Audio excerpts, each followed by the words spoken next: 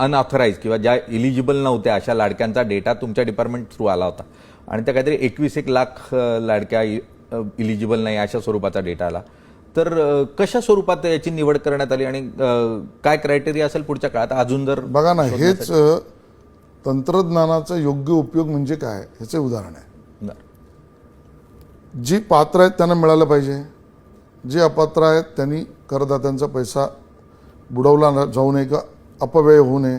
सरकारचीच भूमिका आहे. आमच्या माहिती तंत्रज्ञान विभागामध्ये सर्व विभागातील ट्रान्झॅक्शन्स आणि डेटा आपल्याकडे एकत्र केला जातो करतो. याचं कारण आपण एक नवीन चांगला एक उपक्रम करतो, गोल्डन डेटा. येणाऱ्या काळामध्ये सोन्यापेक्षाही ज्याला भाव असेल, भाव म्हणजे मी कर्तृत्व या अर्थाने म्हणतोय, तो म्हणजे डेटा आहे. अगदी खरं. आणि मग तो डेटा जर प्युअर असेल तर तो सोन्याहूनही पिवळा आहे. आणि मग प्युअर डेटातनं आपल्याला सरकारी योजनांना सुद्धा लाभ होतो आणि एंटरप्रेनर्स, इनोव्हेटर्स